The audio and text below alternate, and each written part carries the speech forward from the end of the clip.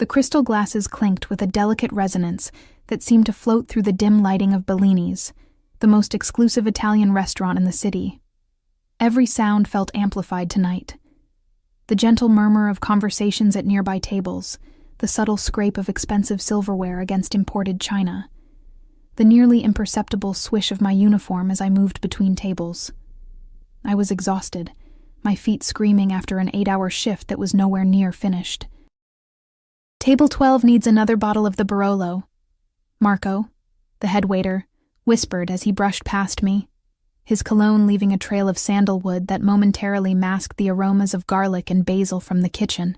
I nodded and made my way to the wine cellar, a cool sanctuary beneath the restaurant where I could steal a moment of peace. My fingers trembled slightly as I searched for the vintage on the handwritten labels. I hadn't eaten since breakfast.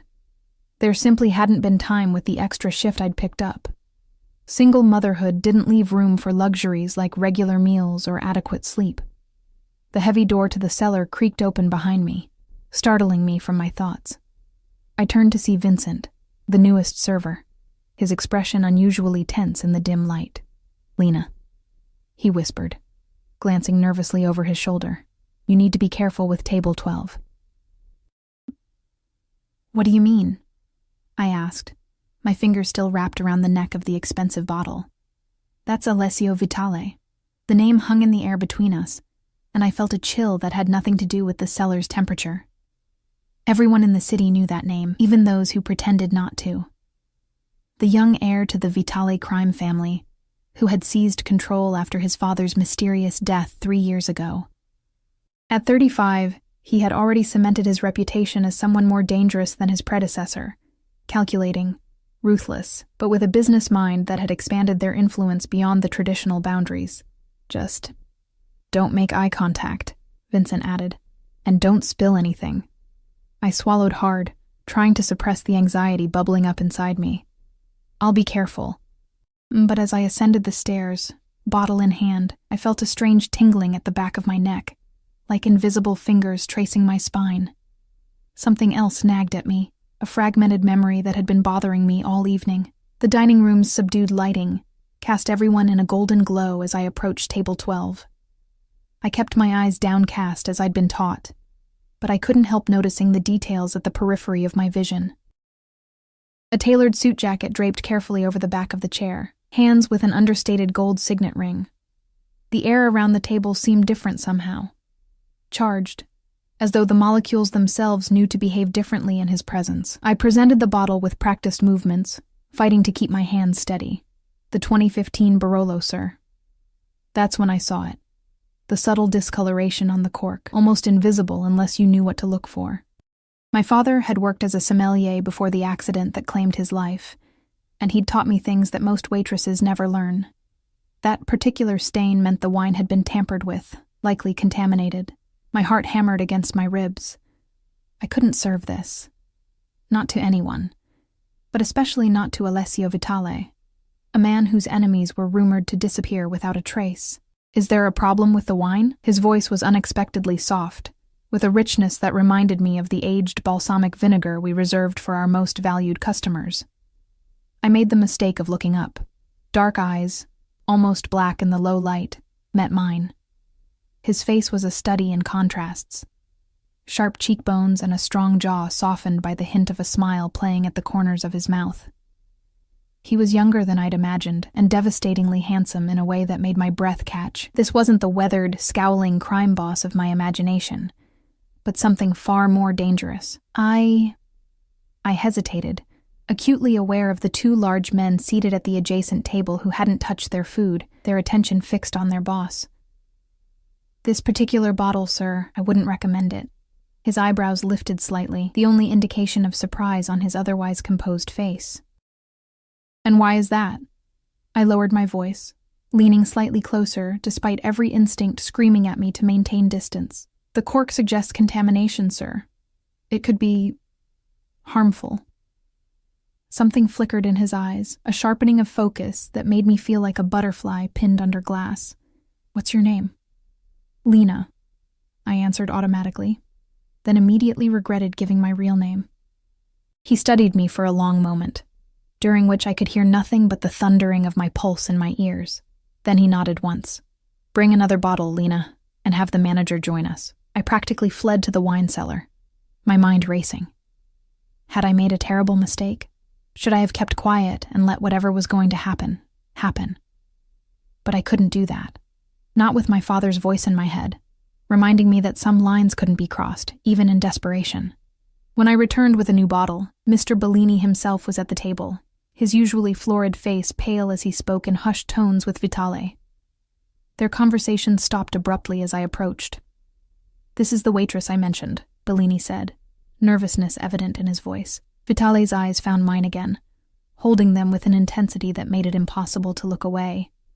"How did you know?" I cleared my throat. "My father was a sommelier. He taught me the signs. And you chose to warn me rather than serve the wine. Why?" The question hung between us, heavy with implication. The truth was simple. I couldn't bear the weight of another death, not even a stranger's, not even someone like him. But saying that seemed too personal, too revealing.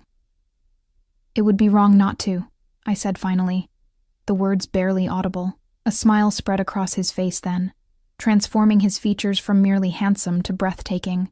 Integrity, rare in these times. He gestured to the chair across from him. "Join me for a moment, Lena." It wasn't a request. Mr. Bellini's eyes widened, but he stepped back, giving me no choice. I sat stiffly on the edge of the chair, aware of every eye in the restaurant on us. One of Vitale's men had disappeared, probably to investigate the wine. I wondered what would happen to whoever had tampered with it, then quickly decided I didn't want to know. "You have a daughter," Vitale said, the statement catching me off guard. I tensed. "How did you—" "The photograph in your locker. The resemblance is striking." My blood ran cold. He'd been in the staff area? Had been looking at my personal belongings? "Lily," I said, the protective instinct making my voice stronger. "She's 5. And her father?" I hesitated, the familiar pain and anger welling up inside me. "Not in the picture." Vitale nodded as if I'd confirmed something. "You work 2 jobs. This one, and morning shifts at the cafe 3 blocks from your apartment." Now fear sliced through me, sharp and clarifying. He knew where I lived. Had been watching me. Why? "What do you want?" I asked, the words escaping before I could stop them. His smile remained, but his eyes turned serious. "What I want, Lena Taylor, is for you to tell me why Antonio Gallo would want me dead." The name hit me like a physical blow. Antonio. My ex, Lily's father, who had disappeared shortly after I told him I was pregnant. The man who had promised to marry me, only for me to discover he was already married, to someone connected to one of the city's crime families. I don't, I stammered, my mind reeling. "Don't insult my intelligence," Vitale said, his voice still soft, but with an edge that hadn't been there before. "The cork was marked with Gallo's signature method, and you recognized it immediately. I haven't seen or heard from Antonio in over 5 years," I said, truth lending strength to my words. I didn't know the tampering was his style. I only knew the wine was dangerous. Vitale studied me for what felt like an eternity, his gaze penetrating as if he could see through layers of skin and bone to the truth beneath. Whatever he saw seemed to satisfy him, because he leaned back slightly, the tension in his shoulders easing. "It seems we have a common enemy, then." Before I could respond, the restaurant door burst open with a crash that made everyone jump. 3 men entered, their movements purposeful, hands suspiciously positioned beneath their jackets. The room went silent. Vitale sighed, as if merely inconvenienced by the intrusion. "It appears Antonio is impatient tonight." He stood smoothly, placing a hand on my shoulder that felt like a brand through the thin fabric of my uniform. "Stay behind me, Lena." Everything happened so quickly after that. His bodyguards moved with practiced efficiency, creating a barrier between us and the intruders. Vitale's grip on my arm was firm as he guided me toward the kitchen, his body shielding mine. I heard shouts, the sound of breaking glass, a woman's scream cut short. "My car is in the alley," he said, his mouth close to my ear as we moved through the kitchen's chaos.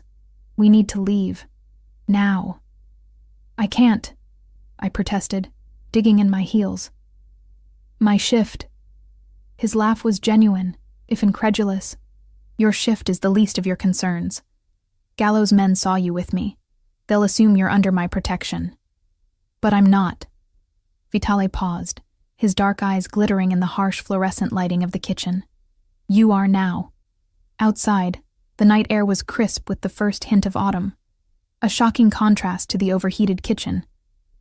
A sleek black car idled in the alley, its engine a low purr that matched the adrenaline humming through my veins. I need to get my daughter, I said, panic rising as the reality of the situation sank in. She's with my neighbor. If they know where I live, already taken care of, he said, opening the car door for me. My men are bringing her to my estate as we speak. Horror and gratitude warred within me. You had no right. I had every right, he countered, his voice hardening for the first time. You saved my life tonight, Lena. That makes you and your daughter my responsibility. As the car pulled away from the curb, I caught a glimpse of flames beginning to lick the back of the restaurant. Whatever evidence had been there would soon be ash, but the consequences of my split-second decision were only beginning to unfold. I had warned the Mafia boss not to drink the wine, never imagining that my simple act of conscience would irreversibly entangle my fate with his. As the city lights blurred beyond the tinted windows, I couldn't shake the feeling that I had escaped one cage only to willingly enter another, one lined with gold and promise. But a cage nonetheless. The car's interior smelled of expensive leather and a subtle cologne that reminded me of cedar and spice. We rode in silence, the city lights passing in streaks of neon and shadow. My hands wouldn't stop trembling, and I clasped them tightly in my lap to hide their betrayal. You're afraid, Alessio observed, his voice cutting through the quiet hum of the engine. I didn't bother denying it. You've taken my daughter without my permission and are bringing me to an unknown location after a shootout. Should I be anything else? A hint of a smile touched his lips. Honest, too. Refreshing. He reached into an interior compartment and withdrew a phone, offering it to me. Call your neighbor. Confirm that Lily is safe. I took it with shaking fingers, half expecting some sort of trick. The phone was sleek and obviously expensive, unlocked and ready for use. I dialed Mrs. Winter's number, each ring stretching my nerves tighter. Hello? Her voice was breathless with excitement rather than fear. Mrs. Winters, it's Lena. Is Lily okay? Oh, Lena, dear. Yes, she's perfectly fine. Such nice men came, very polite, showed me proper identification. Said there was some sort of gas leak in your building. They explained everything. I closed my eyes, relief washing through me. Can I speak to Lily? There was a rustling. Then my daughter's voice filled the line. Mommy, are we having a sleepover at the castle? The nice man said we are. Castle. Of course that's how a 5-year-old would describe Vitale's estate. Yes, sweetheart. I'll see you very soon, okay? Be good for Mrs. Winters. After I hung up, Alessio was watching me with an unreadable expression. You thought I would harm her. It wasn't a question, but I answered anyway. I don't know you. I only know your reputation, and what reputation is that exactly? I swallowed hard. That you're dangerous. That people who cross you disappear. People who betray me, he corrected, his tone conversational, as if we were discussing the weather. People who steal from me, people who try to poison me. He leaned forward slightly. Tell me, Lena, have you done any of those things? No. Then you have nothing to fear from me.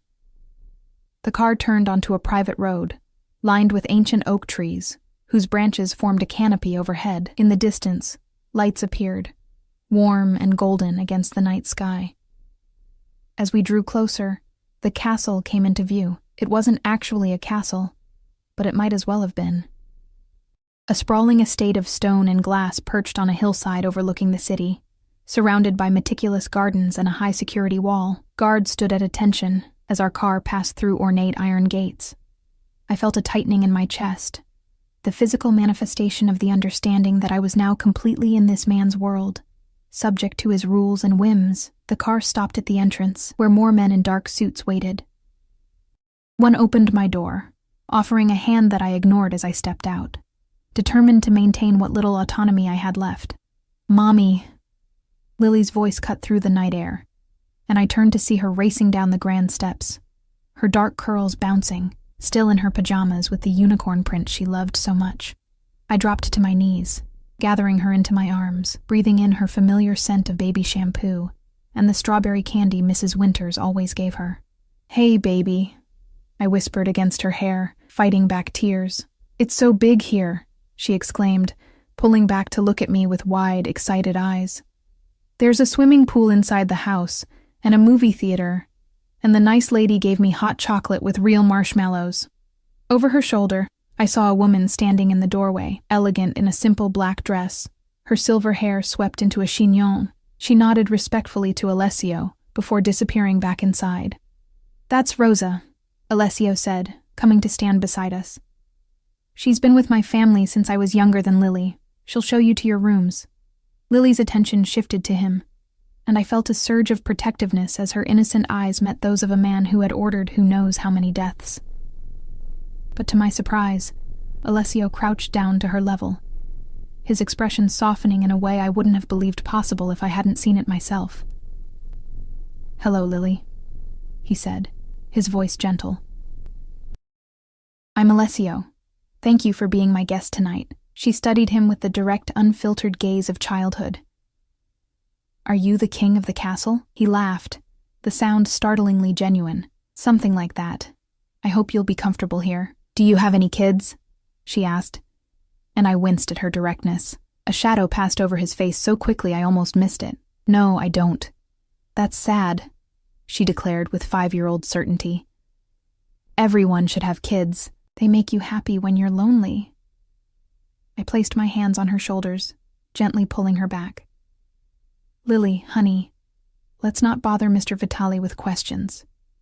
"She's not bothering me," he said, rising to his full height again, his eyes lingering on my daughter's face, with an expression I couldn't quite read. Children speak truths adults have forgotten how to say.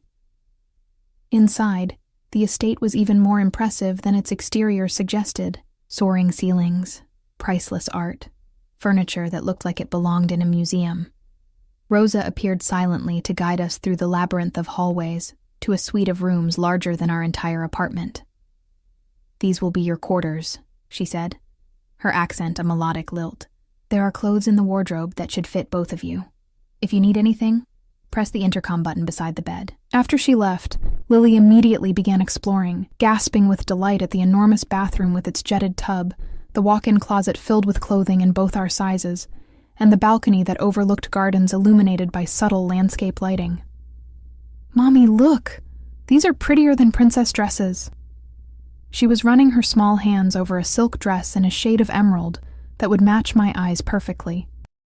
I shivered, unsettled by the thought of Alessio Vitale selecting clothing for me, knowing my size, anticipating my presence here. "Lily, come sit with me for a minute," I said, patting the edge of the bed. She bounded over, her energy undiminished despite the late hour. "We're going to stay here for a little while, but this isn't our home, okay? We're just visiting." "Because of the gas leak?" she asked, her brow furrowing in confusion. I hesitated, unsure how to explain our situation without frightening her. "Something like that. The important thing is that we're together, and we're safe. I like it here," she declared, bouncing slightly on the plush mattress. "It's like the fairy tales you read me." If only she knew that in the original versions of those fairy tales, the endings weren't always happy.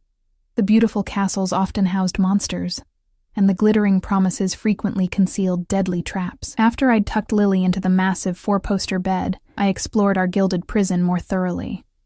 The doors to the hallway were unlocked, but I had no doubt that guards were stationed nearby. The balcony doors opened freely to the night air, but we were on the 3rd floor with no way down. Beautiful, comfortable, and completely inescapable. A soft knock at the door made me jump. I opened it to find Rosa holding a silver tray with a steaming cup. "Chamomile tea," she said, offering it to me. "It helps with sleep. The master would like to speak with you once you're settled." "And if I decline?" I asked, taking the cup despite myself. Rosa's expression remained impassive. "He rarely asks twice, Miss Taylor." After she left, I sipped the tea, its warmth spreading through my chest, I checked on Lily, who was already fast asleep, her dark lashes casting shadows on her cheeks in the dim light. She looked so much like Antonio, it sometimes hurt to look at her. The same olive skin and Cupid's bow lips. But her spirit was entirely her own, resilient and joyful despite the circumstances of her young life. I changed into a simple dress I found in the wardrobe, navy blue, modest but beautifully made. The fact that it fit perfectly was another reminder of how thoroughly Alessio had investigated me. Rosa was waiting in the hallway when I emerged. She led me through the silent house to a different wing, stopping before a heavy wooden door. "His study," she said, knocking softly before opening it for me. The room was exactly what I'd expect from someone like Alessio Vitale. Dark wood, leather-bound books, a massive desk that emphasized the power differential between whoever sat behind it and anyone who sat before it. A fire crackled in a stone fireplace, casting dancing shadows on the walls. Alessio stood by a window, gazing out at the night, a tumbler of amber liquid in his hand. He'd removed his jacket and tie, the top buttons of his shirt undone to reveal the strong column of his throat. He turned as I entered, his eyes moving over me in a way that made heat rise to my cheeks. "The dress suits you," he said, gesturing to a leather chair near the fire. "Please sit." I remained standing. "I want to know what's happening, why Antonio would want to kill you. Why you've brought us here, when we can leave." He took a measured sip of his drink before answering. "Straight to the point, then. Antonio Gallo works for the Russo family. They've been trying to take over my territory for years. As for why I've brought you here," he set down his glass and moved closer to me. "Antonio abandoned you, yes? Left you pregnant and alone?" I nodded, unsure where this was going. "What you don't know is that he was ordered to seduce you. Your father had information the Russos wanted. Information about certain financial arrangements at the restaurant where he worked before Bellini's. When they discovered he had taught you everything he knew about wine, they assumed he had shared other secrets as well." The room seemed to tilt slightly. "My father was just a sommelier." "Your father was handling money laundering operations for the previous owner.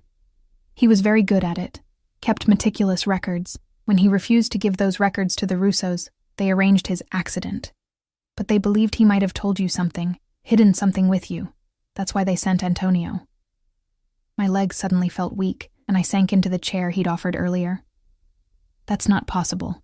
My father was a good man. Good men make bad choices when their families are threatened," Alessio said quietly. "The Russos threatened you. He did what he had to do to keep you safe." Tears burned behind my eyes as pieces of a puzzle I never knew existed fell into place. My father's unexplained income, the late-night phone calls he would take in another room, the way he had insisted on teaching me about wine, making me memorize details most people would never notice. "What does this have to do with tonight? With the wine?" Alessio sat in the chair opposite mine, leaning forward with his elbows on his knees. In the firelight, his face was all planes and shadows. Beautiful in a dangerous way. Antonio never found what he was looking for.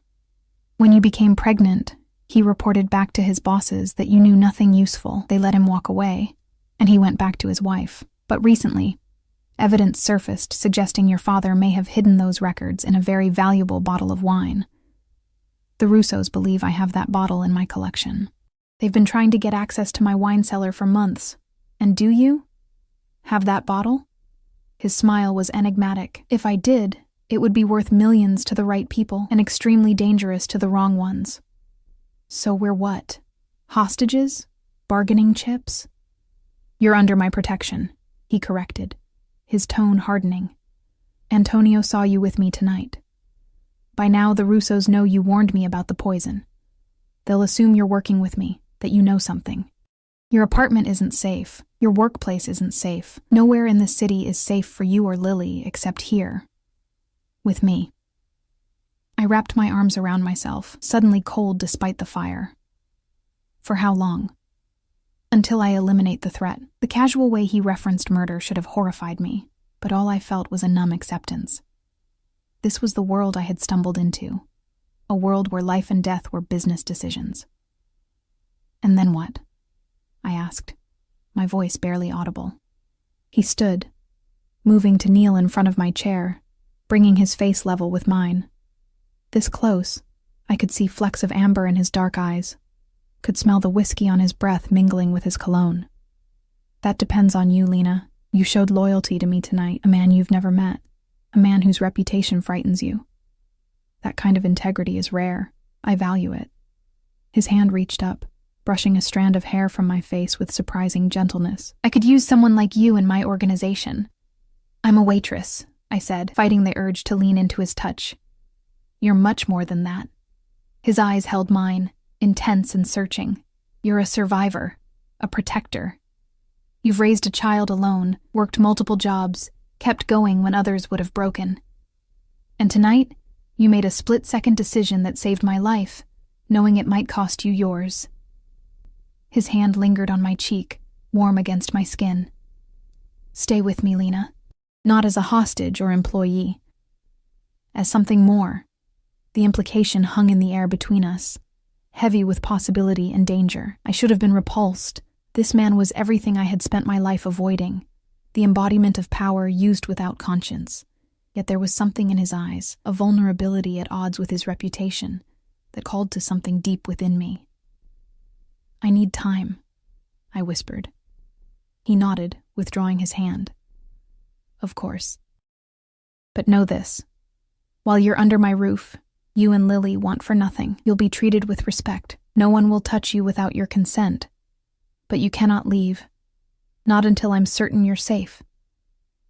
As he showed me back to my room, his hand resting lightly on the small of my back, I couldn't shake the feeling that I had traded one kind of cage for another.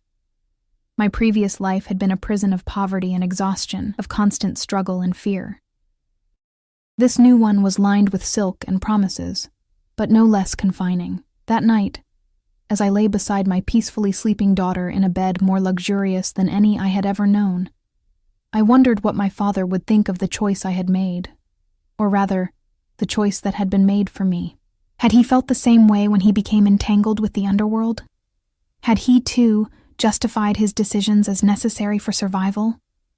The moonlight slipped through a gap in the curtains, casting a silver path across the floor. In the distance, I could hear the soft footsteps of guards patrolling the grounds, protecting us, or ensuring we couldn't escape, perhaps both.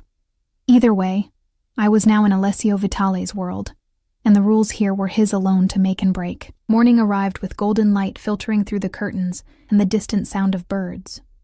For a moment, disorientation clouded my mind, the unfamiliar softness of the sheets, the vastness of the room. Then reality crashed back. We were in Alessio Vitale's mansion. Captives? Guests? The line seemed increasingly blurred. Lily stirred beside me, her small face peaceful in sleep, unaware of the dangerous currents flowing around us. I brushed a dark curl from her forehead, my heart constricting with fierce love and fear. Whatever happened, I had to protect her. A soft knock at the door announced Rosa's arrival with a breakfast tray.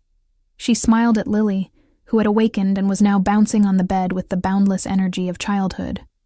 "The master thought you might prefer to eat in your room this morning," Rosa said, setting down a tray laden with fresh pastries, fruit, and coffee that smelled rich and expensive. "But he hopes you'll join him for lunch in the garden." "We're not leaving this room," I said firmly, even as Lily descended on the pastries with delighted exclamations. Rosa's expression remained impassive. "As you wish. Though I should mention that the east wing, where the indoor pool is located, has been prepared for your daughter's enjoyment. The master thought she might like to swim." "A pool!"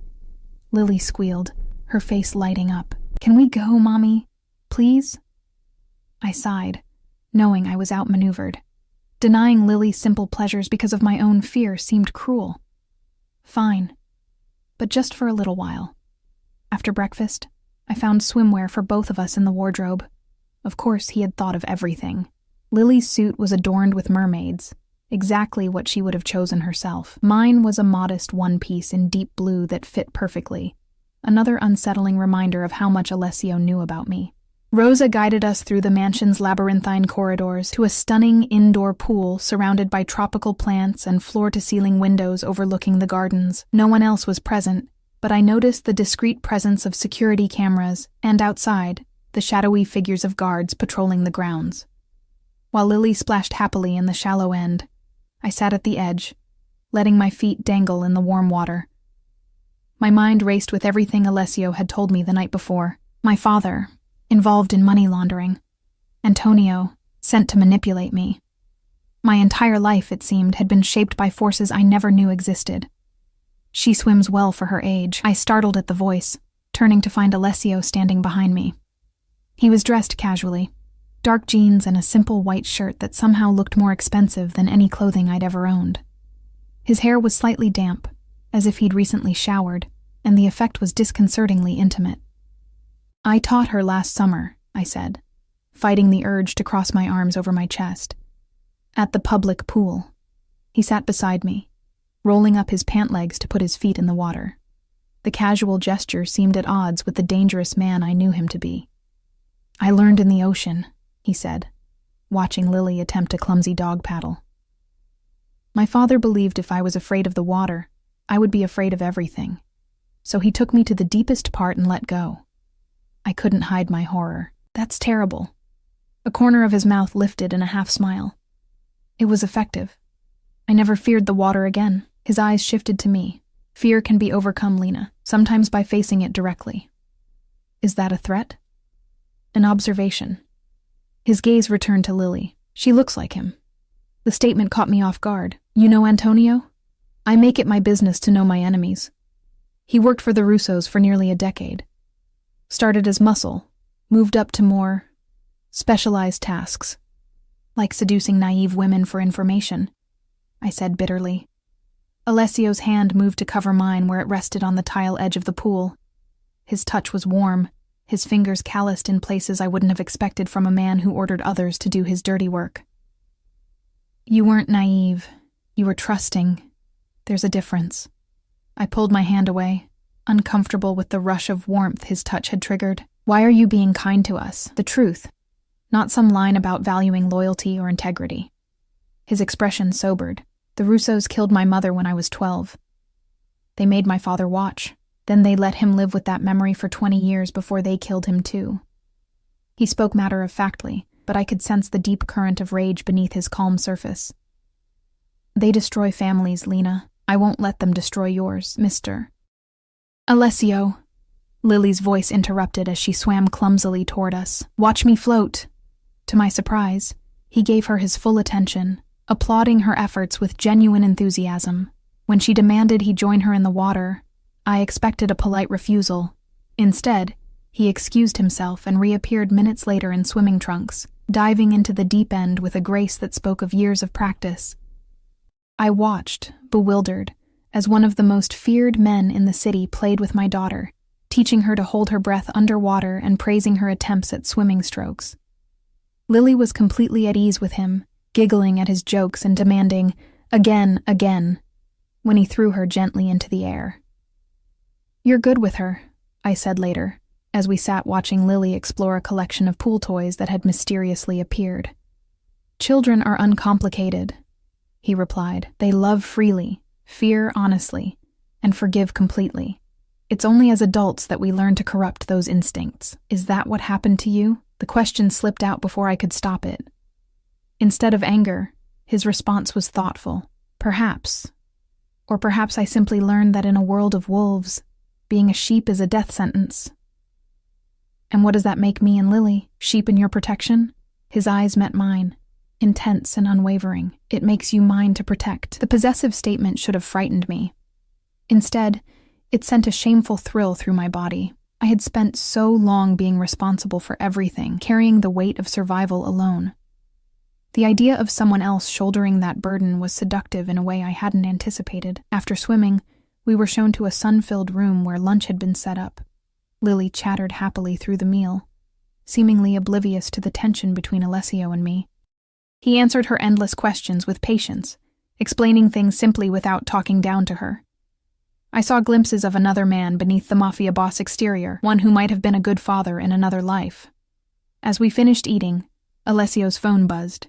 He glanced at it, his expression hardening into the cold mask I recognized from the restaurant. "Excuse me," he said, standing abruptly. "Rosa will take Lily to see the horses." There's something we need to discuss privately, Lena. Rosa appeared as if summoned, offering to show Lily the stables. My daughter bounced with excitement at the prospect of seeing real horses, but I hesitated. It's safe, Alessio assured me quietly. My most trusted men are with the stable staff. No one enters or leaves the property without my knowledge. I reluctantly agreed, watching as Lily skipped away with Rosa, already asking if the horses had names and if she could feed them carrots. Once they were gone, Alessio's demeanor changed completely. We need to move you. Now. What? Why? Antonio has been seen in the area. He's looking for you. Fear twisted in my stomach. How would he know where I am? Information is a commodity in our world. Someone talked. His jaw tightened. The leak has been addressed. I didn't want to know what that meant. Where are you taking us? I have a property in the mountains. Fewer people know about it. You'll be safer there while I deal with this situation. And Lily? She's already been uprooted once. His expression softened slightly. She'll adjust. Children are resilient. And what about her school? My job? Our life? Your life as you knew it is over, Lena, he said bluntly. The moment you warned me about that wine, you became part of this world. The Russos won't stop coming for you now. They believe you have information, or that you're valuable to me. Either way, you're a target. Because of something my father did years ago? Something I know nothing about? Partly. And partly because of this. He pulled out his phone, showing me a photograph that made my blood run cold.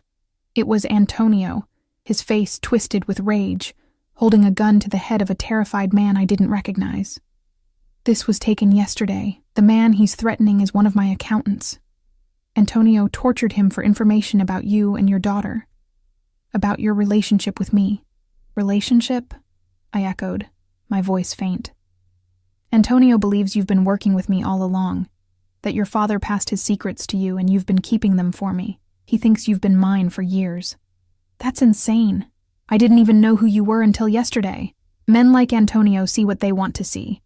His pride can't accept that you simply recognized a poisoned bottle. It must be a deeper conspiracy.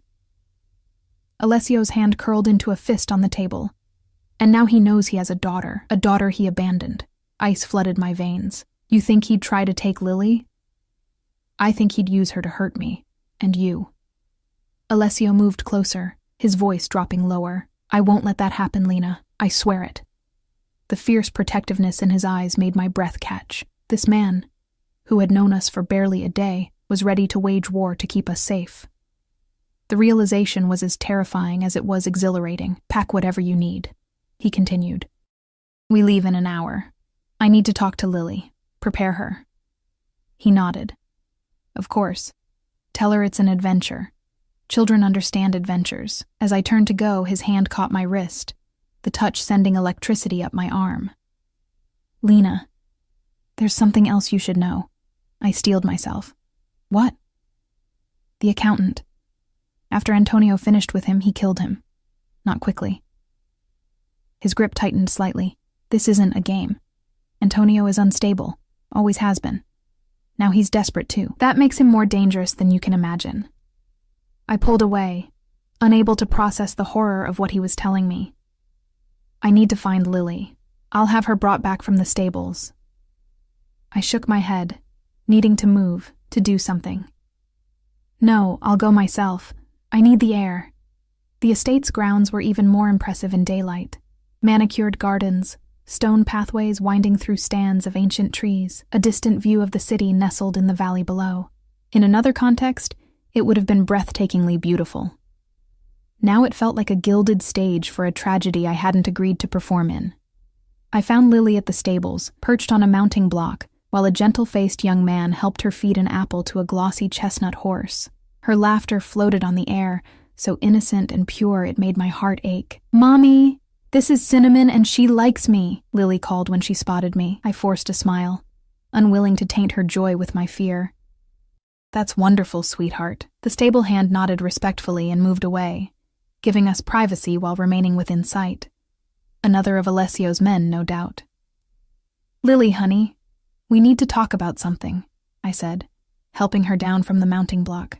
We're going on a little trip today, to the mountains. Her eyes widened. Like camping?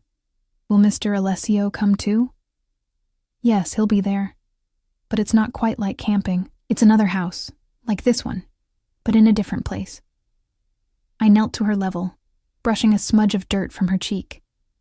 We might need to stay there for a while. What about school? Ms. Garcia said I'm the best reader in class. We'll figure that out, baby. Maybe you can have lessons at the mountain house. I tried to keep my voice light to shield her from the reality of our situation. She considered this, her small face scrunched in thought. Will there be horses there too? I don't know, but we can ask Alessio. She nodded, apparently satisfied with this answer. I like him. He's not scary like you said. I blinked in confusion. When did I say he was scary? When you were talking to Mrs. Winters on the phone yesterday. You said he was dangerous. I silently cursed my carelessness. Well, sometimes people can seem one way, but be another way when you get to know them better. Like how Daddy seemed nice, but wasn't really? She asked with the devastating directness of childhood. I stared at her, stunned. What do you mean? She shrugged, suddenly interested in her shoes. I heard you crying. After you talked to him on the phone that time, you said he was a liar and you hated him. The memory flooded back, a rare call from Antonio about 2 years ago, drunk and maudlin, asking to see Lily. I'd refused, and the conversation had devolved into bitter recriminations. I thought Lily had been asleep. Sometimes grown-ups have complicated feelings about each other, I said carefully, but no matter what, I'll always be here for you, and right now, we need to go back to the house and pack for our trip. As we walked hand in hand back through the gardens, a movement at the edge of the property caught my eye. A figure slipped between the trees, too far away to identify clearly, but something about the furtive movement sent alarm bells ringing in my head. Lily, let's walk a little faster, I said, tightening my grip on her hand. Why? I want to look at the flowers. We can look later. Right now we need to... The crack of a gunshot split the air. Instinctively, I dropped to the ground, pulling Lily down with me and covering her body with mine. Mommy, she screamed, her voice high with terror. Stay down, I whispered fiercely, looking around frantically for shelter. More gunshots followed, accompanied by shouts and the sound of running footsteps. Through a gap in the hedge, I glimpsed men in dark suits racing toward the perimeter, weapons drawn. Alessio's security team responding to the threat. I needed to get Lily to safety. The main house was too far, but a small gardener's shed stood about 20 feet away. Keeping low, I scooped Lily into my arms and made a desperate dash for it. Inside, the shed was dim and smelled of soil and fertilizer. I set Lily down on a stack of burlap bags, putting my finger to my lips to signal silence. She nodded, her eyes huge with fear, tears streaming down her cheeks. It's going to be okay, I murmured, holding her close. We're safe here. But as another burst of gunfire erupted outside, I wondered if anywhere would ever truly be safe for us again. We were caught in a war between powerful, dangerous men, and I had no weapons, no influence, nothing to offer except my determination to protect my child at any cost. The shed door burst open and I jerked backward, shielding Lily with my body. Silhouetted in the doorway was a tall figure, gun in hand. Lena? Alessio's voice was tight with urgency. Relief flooded me. We're here. We're okay. He crossed the small space in 2 strides, crouching beside us. There was blood spattered on his white shirt, and a wild look in his eyes that sent a chill through me. Are you hurt? He demanded, his free hand moving over my arm, my face, checking for injuries. No. We're fine. What's happening? Antonio. He brought men. They breached the east section of the wall. His expression was murderous. The situation is being handled, but we need to move now. The helicopter is waiting. Helicopter? I repeated weakly. The fastest way to the mountain property. He holstered his weapon and reached for Lily, who surprised me by going willingly into his arms. Keep your head down and stay close to me. Outside, the gunfire had subsided, but the tension in the air was palpable. Alessio carried Lily with one arm, his other hand firmly on my back as he guided us through a service path I hadn't noticed before. Guards flanked us, their expressions grim, weapons ready. On a helipad at the far end of the property, a sleek black helicopter waited, its blades already spinning. Alessio handed Lily to me as we approached, leaning close to be heard over the roar. "I need to finish this," he shouted. "My pilot will take you to the mountain house. I'll join you tonight." Fear gripped me. "You're not coming with us?"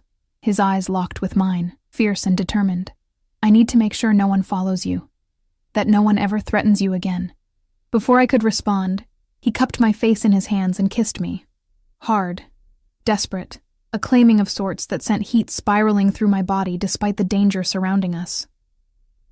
When he pulled away, his eyes were dark with something that went beyond protection or obligation. "Wait for me," he commanded, helping us into the helicopter.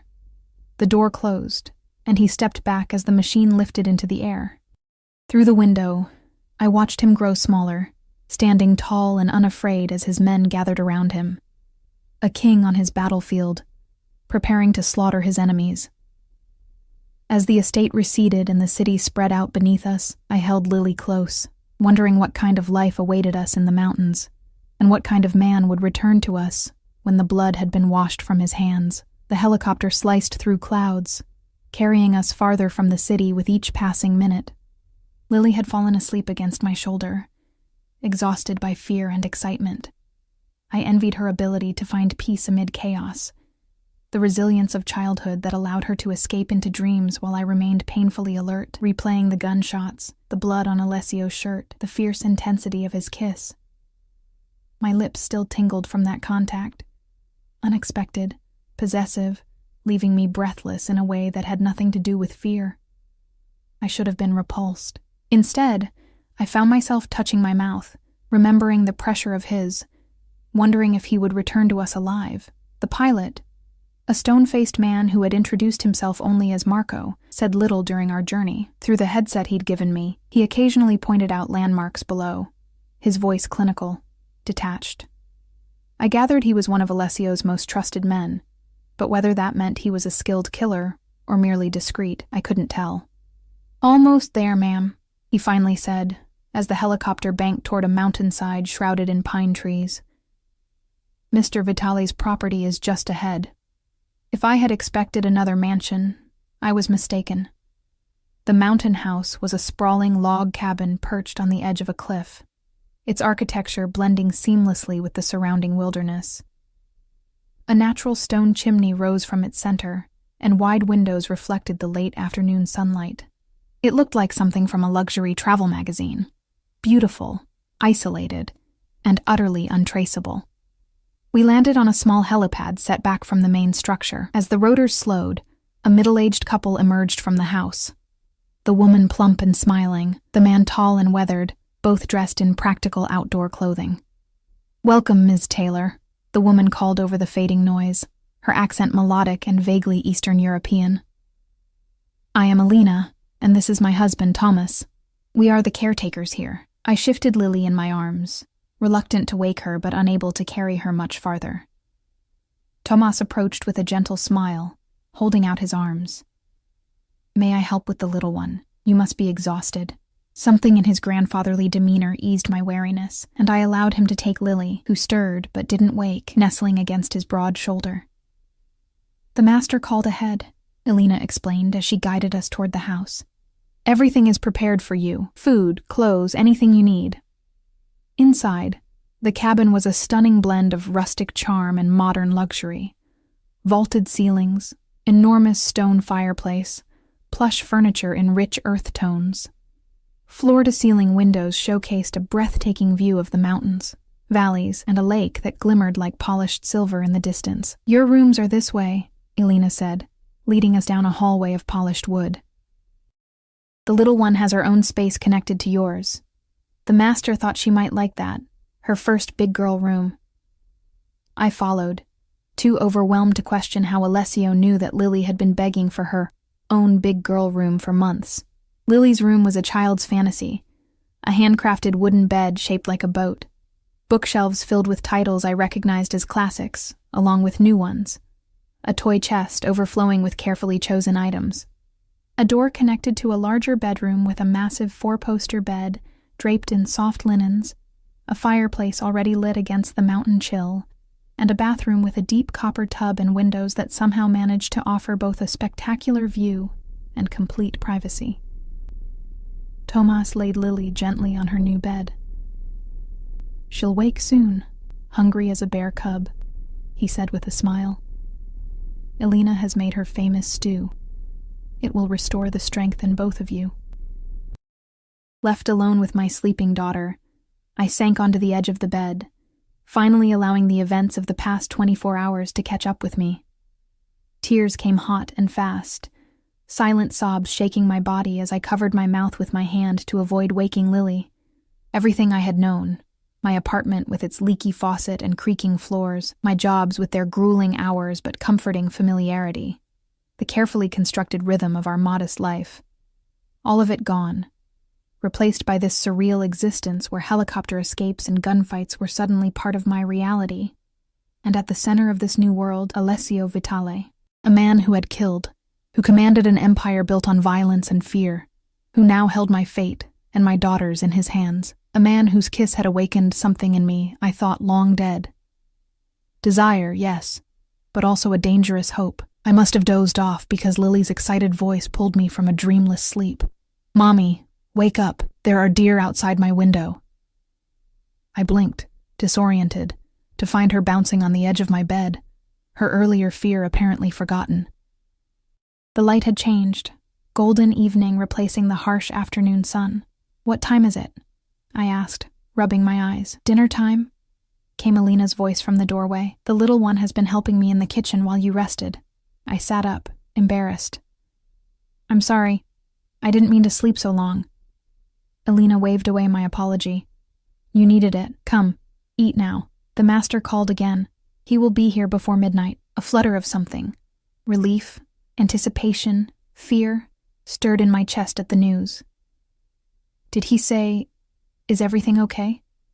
Her expression revealed nothing. "He said to tell you all is handled. You are safe now." The dining room was cozy despite its size, with a long wooden table that could have seated 12, but was set intimately for 3 at one end. Through the windows, the sunset painted the mountains in shades of pink and gold, a spectacular backdrop to our strange new life. Lily chattered happily through dinner, telling me about the kitchen garden Elena had shown her, the deer that came every evening for food, the stars that would be visible later if the clouds cleared. She seemed to have adapted to our situation with the remarkable flexibility of childhood, accepting our new surroundings as an adventure rather than an exile. "Will Mr. Alessio read me a story when he comes?" she asked as I tucked her into bed later, surrounded by new stuffed animals she had already named. The question caught me off guard. I'm not sure, sweetie. He might be very tired."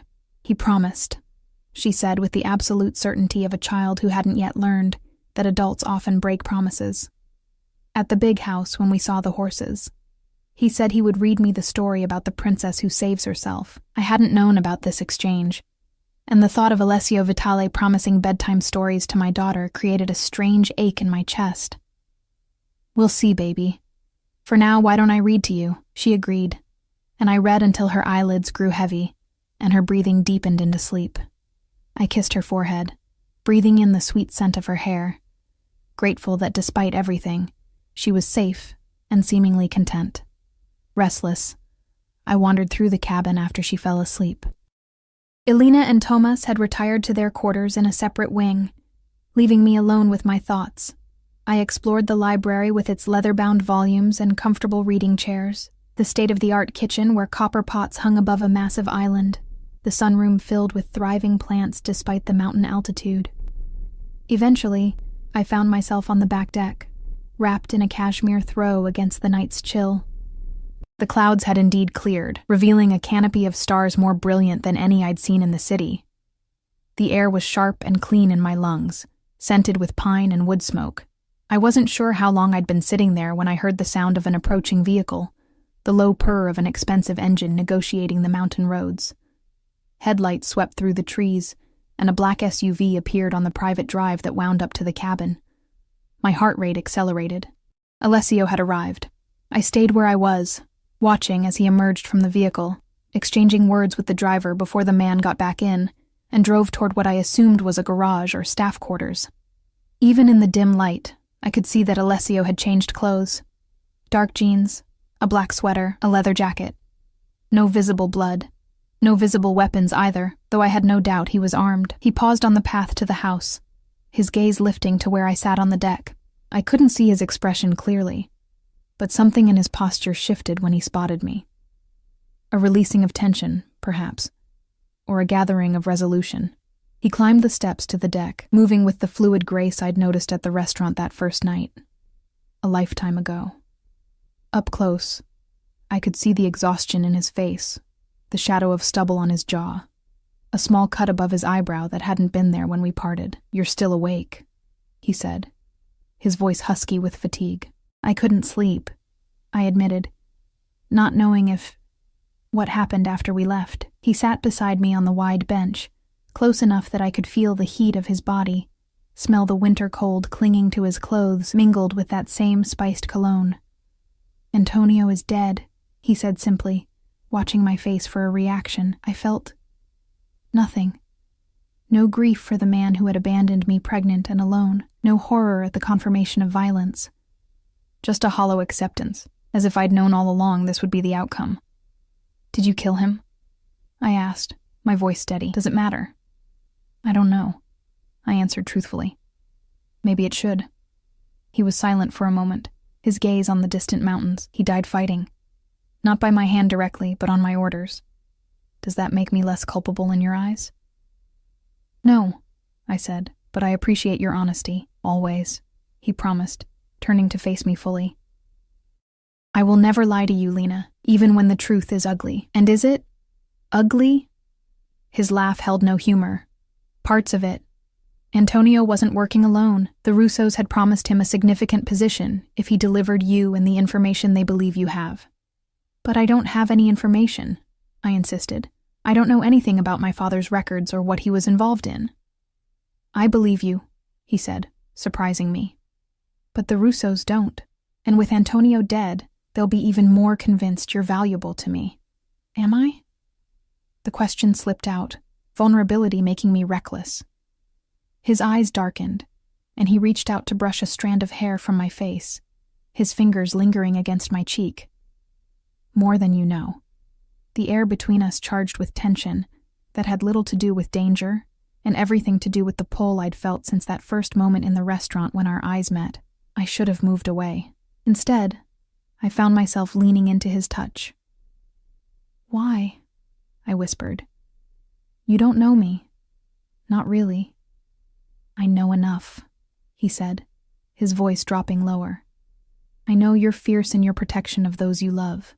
I know you have an innate sense of right and wrong that transcends conventional morality. I know you've been fighting alone for too long." His thumb traced my lower lip, sending sparks of sensation through my body. "And I know I want you in ways I haven't wanted anyone in a very long time." I closed my eyes, overwhelmed by his intensity, by my own responding desire. "This is insane. And I'm a man who takes what he wants," he finished for me. "And you're a woman who has spent her life giving to others, never taking for herself." His hand slid to the nape of my neck, fingers threading through my hair. "Take something for yourself, Lena. Take me." When his lips met mine this time, it wasn't the desperate claim of a man heading into battle. It was deliberate, questioning, giving me the choice he claimed to be taking away. I hesitated only a moment before answering, my mouth opening under his, my hands finding their way to his chest, feeling the solid strength of him through the soft material of his sweater. He kissed like he did everything else, with absolute focus and expertise, drawing responses from my body I hadn't known were possible. When he finally pulled back, we were both breathing hard, and I could feel the rapid beat of his heart under my palm. "Lily asked if you'd read her a story," I said, the words spilling out before I could stop them. "She said you promised." A genuine smile transformed his face, softening the hard edges. "I did promise, though I imagine she's asleep by now." "She is, but she'll hold you to it tomorrow. I keep my promises, Lena." His expression grew serious again. "All of them. I promise to keep you both safe, and I will. Whatever it takes." "What happens now?"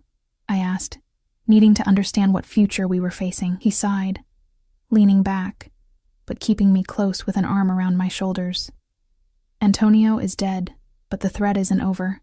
The Russos believe your father hid evidence that could destroy them. Financial records, names, accounts. Until we can prove that information is lost or doesn't exist, they'll keep coming. So we're trapped here? For how long? Not trapped, he corrected. Protected, and not just here. I have properties around the world, places where you and Lily could start fresh, build a new life. Without you? The question revealed more than I intended. His arm tightened around me. If that's what you want. It wasn't what I wanted, I realized with startling clarity. Despite everything, his violence, his criminal empire, the danger that surrounded him, I didn't want to leave him. The thought terrified me, not just for what it said about my judgment, but for what it meant for Lily's future. I don't know what I want anymore, I admitted.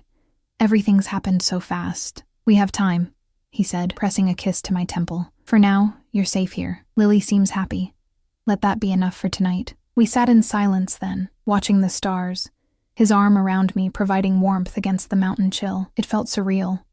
This moment of peace after so much chaos. This closeness with a man who had killed someone hours earlier.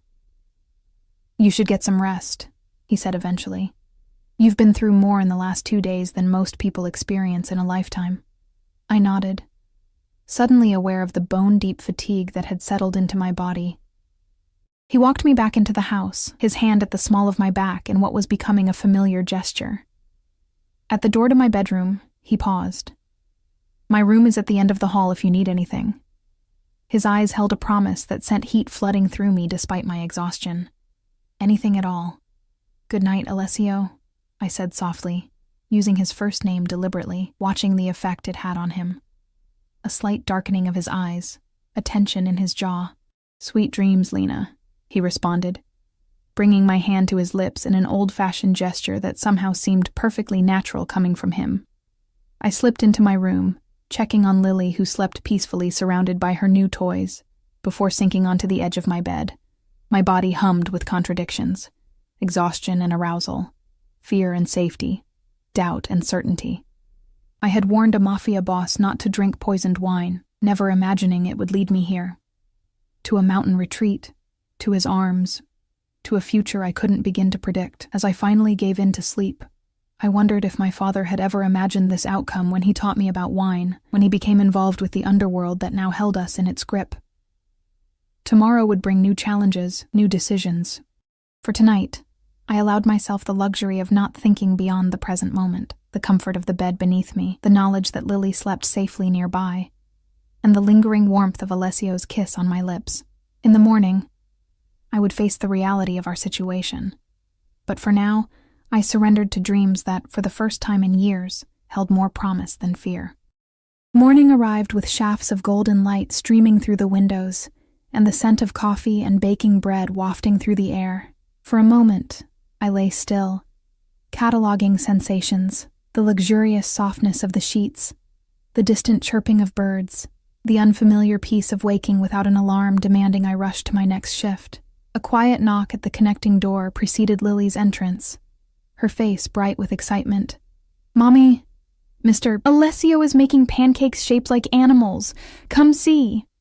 I sat up, running a hand through my tangled hair. "He's cooking breakfast?" "Uh-huh. He made me a bunny and an elephant. He says he'll make you whatever animal you want." She bounced on the bed, already dressed in new clothes I didn't recognize. Leggings with stars and a soft blue sweater. "Hurry up before they get cold." I dressed quickly in jeans and a cashmere sweater I found in the wardrobe, pausing briefly to study my reflection. The woman in the mirror looked both familiar and strange. The same features, but somehow transformed, as if the external luxury had begun seeping inward, softening the hard edges of exhaustion that had defined me for so long. The domestic scene that greeted me in the kitchen was so incongruous with everything I knew about Alessio Vitale that I stopped in the doorway, momentarily stunned. He stood at the stove, sleeves rolled up to reveal strong forearms dusted with dark hair, flipping pancakes with the casual expertise of someone who had done this many times before. Lily sat at the island counter, swinging her legs and chattering happily as she demolished what did, indeed, appear to be an elephant-shaped pancake. He looked up as I entered, a smile transforming his features from merely handsome to devastating. "Good morning." "Coffee?" "Please," I managed, sliding onto a stool beside Lily. "I didn't know Mafia bosses could cook." His smile turned wry as he poured coffee into a mug and added cream, exactly how I took it, though I couldn't remember telling him that. "There's a lot you don't know about me yet." The yet hung in the air between us, a promise or a warning, I wasn't sure which. "Mom, what animal do you want?" Lily asked, maple syrup smeared adorably across one cheek. "Surprise me," I said, accepting the coffee from Alessio, our fingers brushing in a contact that sent warmth spreading up my arm. "A lioness, I think," he said, turning back to the stove. "Fierce and protective." "Where are Alina and Thomas?" I asked, trying to ground myself in practical matters rather than the way his casual domesticity was affecting me. "They've gone to town for supplies. We're quite isolated here, but there's a small village about an hour's drive down the mountain."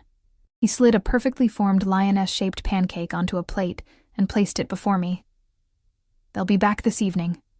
The implication was clear. We were alone, just the three of us, in this beautiful mountain hideaway. "Lily," Alessio said, cleaning up the cooking implements with efficient movements. "Would you like to see something special after breakfast? There's a meadow not far from here where deer come to feed in the mornings." "Real deer?" she gasped, eyes wide with wonder. "Can we go right now?" He laughed, the sound rich and genuine. "Finish your breakfast first, little one. The deer will wait for us." The easy way he interacted with my daughter continued to surprise me. There was none of the awkwardness adults often displayed with children, no talking down to her or artificial enthusiasm. He treated her with the same direct respect he showed me, and she responded to it with immediate trust. After breakfast, we bundled up against the morning chill and followed a path through the pine trees. Alessio led the way, occasionally pointing out animal tracks or interesting plants to Lily, who absorbed every word with rapt attention. I trailed slightly behind, watching them together with a confusing mixture of emotions. The meadow, when we reached it, took my breath away. A perfect expanse of green dotted with wildflowers, surrounded by towering pines, with mountains rising majestically beyond. True to Alessio's promise, a small herd of deer grazed at the far edge, their graceful forms moving slowly through the tall grass. "Stay very quiet," he whispered, crouching down to Lily's level and pointing. "If we're still enough, they might come closer." We stood in silence, Lily's small hand in mine, watching as the deer lifted their heads, sensing our presence. For a moment, I thought they might flee, but something about our stillness reassured them, and they resumed their grazing, gradually moving in our direction. "This is the best day ever," Lily whispered, her face alight with wonder as a young fawn ventured closer than the others, its spotted coat gleaming in the morning sun. I glanced at Alessio, finding him watching not the deer but us, his expression unguarded in a way I hadn't seen before. There was longing there, and something deeper that made my heart constrict painfully in my chest. Eventually the deer moved on, disappearing into the forest on the meadow's far side. Lily immediately began recounting every detail of the encounter, her excitement bubbling over into rapid-fire questions about deer, forests, and whether we could come back tomorrow to see them again. "Perhaps," Alessio said, his hand coming to rest lightly on my back as we started down the path toward the cabin. "But this afternoon, I thought we might drive to the village. There's a small bookstore there that I think you both would enjoy." "Can I get my own book?" Lily asked, bouncing ahead of us on the path. "You can get as many books as you like," he promised, his generosity so casual it made me uncomfortable. "Alessio," I said quietly, ensuring Lily was far enough ahead not to hear. "You don't have to buy her things. You've done enough already." He stopped, turning to face me fully. "It's not an obligation, Lena. It's a pleasure." His hand reached up to brush a strand of hair from my face, the gesture becoming familiar between us. "When was the last time you allowed someone to do something nice for you without feeling you needed to repay it?" The question hit harder than I expected, exposing a truth I hadn't fully acknowledged even to myself. I had been so fiercely independent for so long, so determined to prove I could manage alone after Antonio's betrayal, that accepting help had come to feel like failure. I don't remember, I admitted. Something like satisfaction flickered in his eyes. Then it's long overdue. We walked the rest of the way in comfortable silence, Lily darting ahead to examine interesting stones or particularly dramatic trees, calling back for us to hurry and see her discoveries. As we approached the cabin, however, I noticed Alessio's demeanor shift subtly. A new alertness in his posture, his eyes scanning the surroundings with practiced efficiency. It was a stark reminder of who he was, of the danger that had brought us here. "What is it?" I asked, instinctively moving closer to Lily. "Nothing," he said, though his hand had moved to his side where I suspected a weapon was concealed beneath his jacket.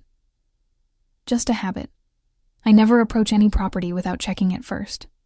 Inside, he excused himself to make a phone call, leaving Lily and me to prepare for our trip to the village. As I helped her wash up, I could hear the low murmur of his voice from the study. Not the words, but the tone, which had shifted from the warmth he'd shown us all morning to something harder, more commanding. When he rejoined us, he was back to the man who had made animal pancakes, though I noticed he now wore a jacket that could easily conceal a gun, and his eyes held a wariness that hadn't been there in the meadow. The drive to the village was breathtaking. Winding mountain roads with spectacular views of valleys and distant peaks. The trees beginning to show the first hints of autumn color. Alessio drove with the same confident precision he seemed to bring to everything, one hand resting casually on the wheel, the other occasionally reaching across to touch my knee or hand, each contact sending a ripple of awareness through me. The village itself was like something from a postcard, stone buildings with window boxes still bright with late summer flowers, a central square with a fountain, small shops with hand-painted signs. People nodded respectfully to Alessio as we passed, suggesting he was a known figure here, despite his claims of isolation. The bookstore was exactly as he'd described, small but well curated, with comfortable chairs and the warm, comforting scent of paper and binding glue.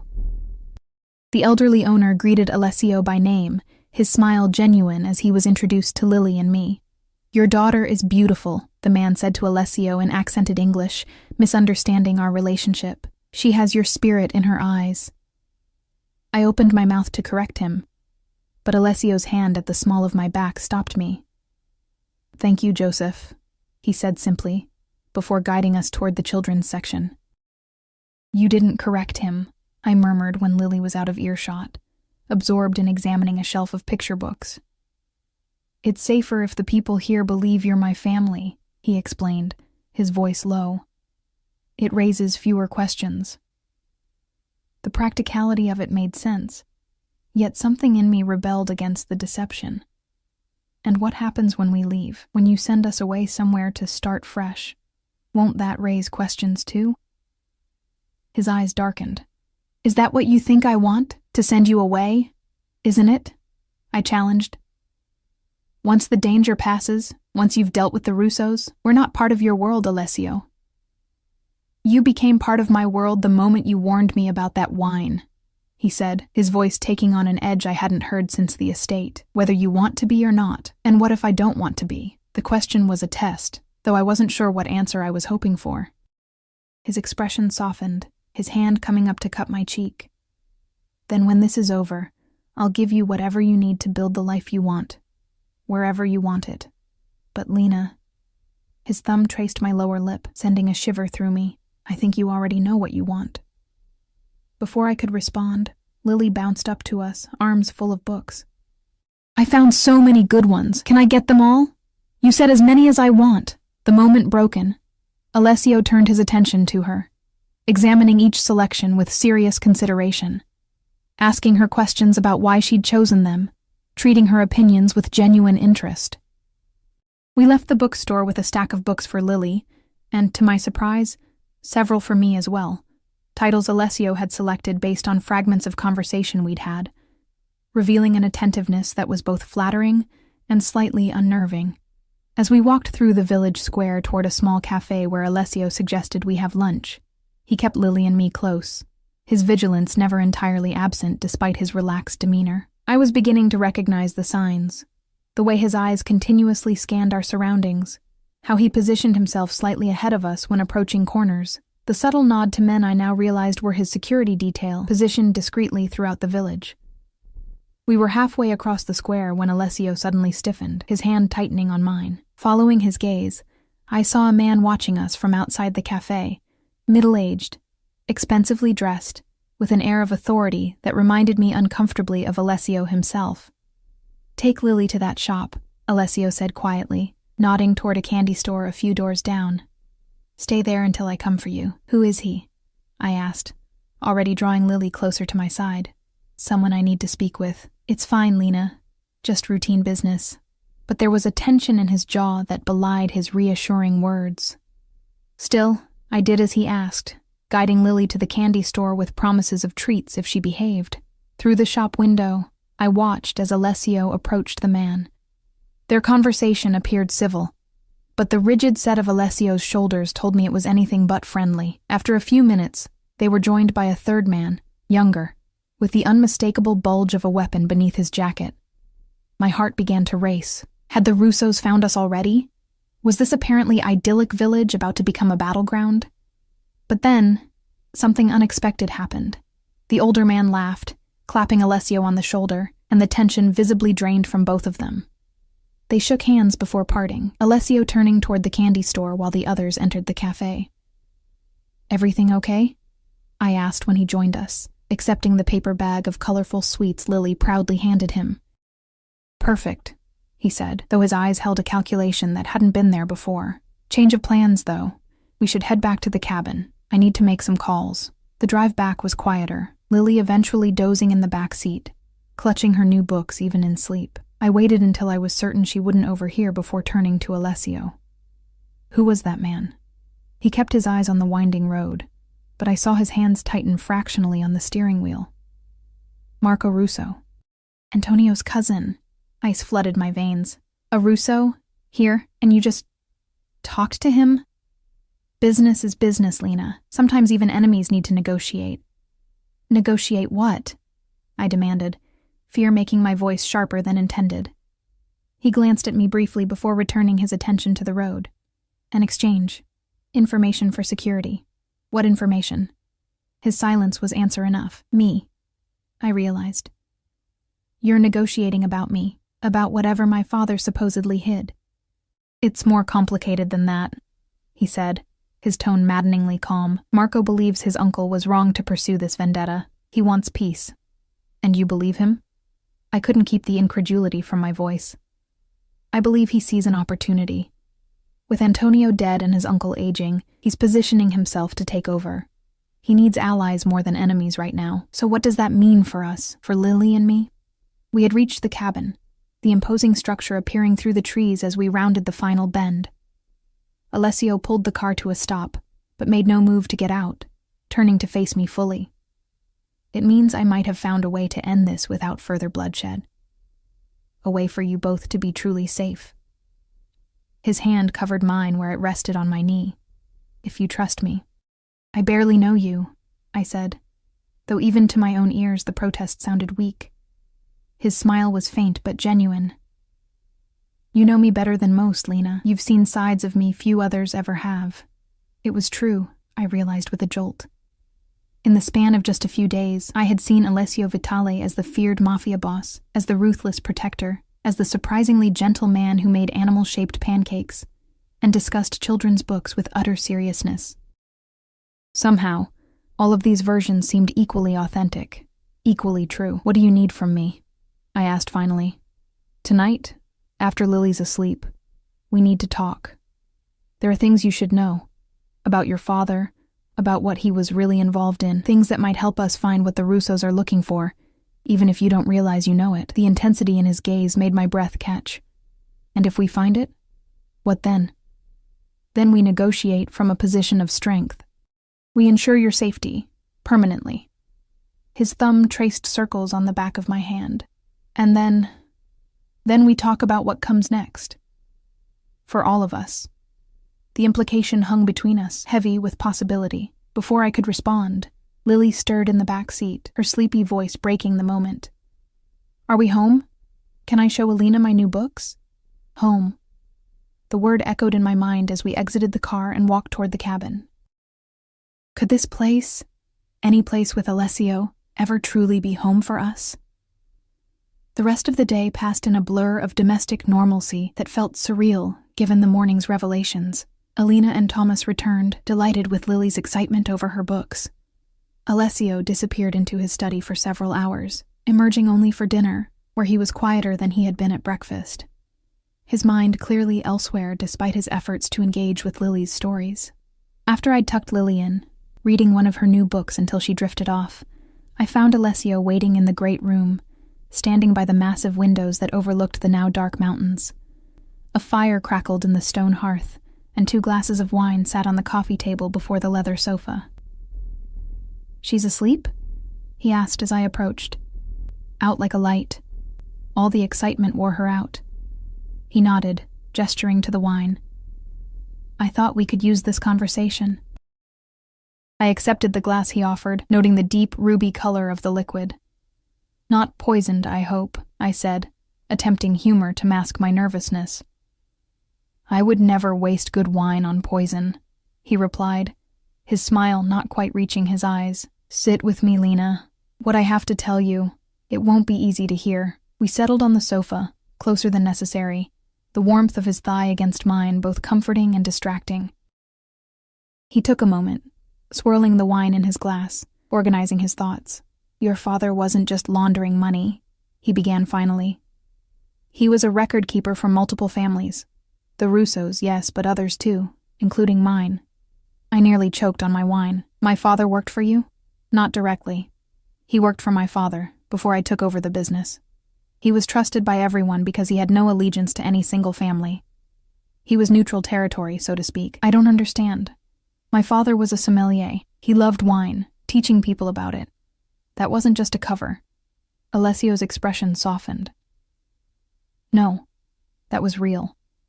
His passion for wine was genuine, but it also made him perfect for the role.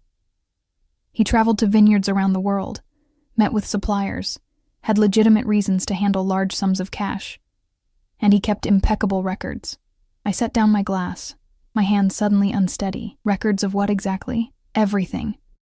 Money movements, names, accounts, the kind of information that could bring down entire organizations if it fell into the wrong hands. His eyes met mine, serious and intent.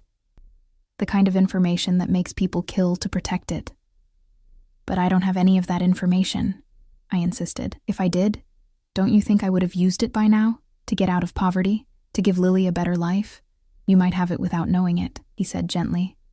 "Your father was clever. When he sensed danger, he wouldn't have left such information somewhere obvious. He would have hidden it in plain sight, perhaps encoded it in something personal. Something only you would recognize." A memory surfaced suddenly. My father showing me a beautiful bottle of wine on my 18th birthday, explaining its history, its uniqueness.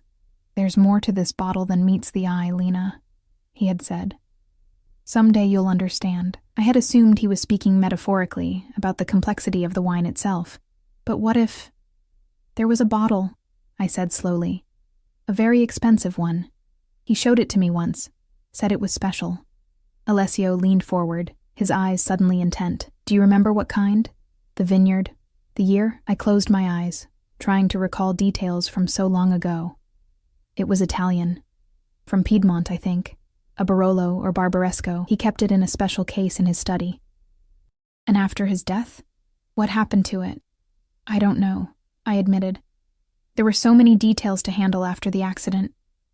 The apartment had to be cleared out quickly because I couldn't afford the rent. Most of his things went into storage, but I had to sell a lot of it just to get by. "The storage facility," Alessio said, already reaching for his phone. "Where is it?" "Downtown, near the river. Safekeep storage." "But Alessio, I haven't paid the fees in over a year. They probably auctioned everything off by now." He was already dialing, turning away slightly as he spoke rapidly in Italian to whoever had answered. After a brief conversation, he ended the call and turned back to me, a new energy in his movements. "My people will check the facility records. Track down what happened to your father's belongings." He took my hands in his grip warm and reassuring. "This could be it, Lena. The key to ending all of this." "And if it is?" I asked, returning to my earlier question. What happens then? He brought one of my hands to his lips, pressing a kiss to my palm that sent heat spiraling through me. Then you have a choice to make about what kind of life you want, about who you want in that life. The implication was clear, and for the first time, I allowed myself to truly consider it. A future with Alessio Vitale, not as his protected asset or grateful recipient of his charity, but as something more, something equal in its own way. "And what if I choose you?" I whispered, the words slipping out before I could reconsider them. "What does that mean for Lily? For me?" "It means safety, security, never wanting for anything material again." His eyes held mine, unflinching. "It also means accepting parts of my life you may find difficult. I won't insult you by pretending I'll change completely." His honesty was both terrifying and refreshing. "And if I can't accept those parts? Then I'll set you up somewhere far from here, somewhere the Russos will never find you. You and Lily can start fresh, with new identities, new opportunities, and I'll—" He paused, a flash of something like pain crossing his features. "I'll let you go." The thought of never seeing him again created an ache in my chest I wasn't prepared for. In the space of just a few days, he had become essential somehow. His strength, his unexpected tenderness, the way he looked at me as if I were something precious rather than a struggling single mother, barely keeping her head above water. "I need time," I said, echoing my response from days earlier when he'd first suggested I stay with him. "This is all happening so fast. We have time," he assured me, though something in his tone suggested otherwise. "For tonight, just stay with me. Here, by the fire." He opened his arm in invitation, and I found myself moving into his embrace, my head resting against his chest where I could hear the steady beat of his heart. We sat in silence for a long time, watching the flames dance in the hearth, his fingers gently stroking my hair. "Lily asked if you're going to be her new daddy," I said finally, feeling him tense beneath my cheek. "This morning, while you were making pancakes. She whispered it to me." "And what did you tell her?" His voice was carefully neutral. "I told her that grown-up relationships are complicated, that we're all still getting to know each other." He was quiet for a moment, a diplomatic answer, the only one I could give, I said, tilting my head to look up at him. "I don't make promises to her I can't keep." His eyes, dark and serious in the firelight, held mine. "I don't make promises I can't keep either, Lena. Remember that." The weight of his words settled over me as he lowered his mouth to mine, the kiss gentle at first, then deepening as I responded, my hands sliding up to his shoulders, drawing him closer. Unlike our previous kisses, this one held no urgency, no desperate edge, just a slow, thorough exploration, as if we had all the time in the world. When we finally broke apart, both breathing harder, I saw in his eyes the same desire that coursed through me, tempered with a restraint I hadn't expected. "We should stop," he said, though his hand remained at my waist, thumb tracing circles against my ribs. "Not because I want to, but because when this happens between us, and it will happen, Lena, I want you to be completely certain. No doubts, no fears clouding your decision." His consideration, when he could so easily have taken advantage of my confused emotions, only made me want him more. But I nodded, acknowledging the wisdom in his restraint. "Thank you," I whispered, pressing one last kiss to his jaw before standing. "Good night, Alessio." "Sweet dreams, Lena," he replied, remaining by the fire as I made my way to my bedroom. Inside, I checked on Lily, smiling at the sight of her surrounded by her new books even in sleep, before preparing for bed myself. As I slipped beneath the luxurious sheets, I couldn't help replaying everything Alessio had told me about my father's secret life, about the bottle that might hold the key to our freedom, about the choice that awaited me once this was all over. I had warned a Mafia boss not to drink poisoned wine, never imagining it would lead to this crossroads, a choice between walking away from him forever or embracing a life I could never have envisioned for myself. A life with danger at its edges, yes, but also with protection, security, and a kind of passionate connection I had thought lost to me after Antonio's betrayal. As sleep finally claimed me, one truth remained clear amid the swirling uncertainty. Whatever choice I made would reshape Lily's life and mine forever. And for the first time since becoming a mother, I found myself considering my own desires alongside my daughter's needs, wondering if perhaps they might lead us to the same destination, a future with Alessio Vitale.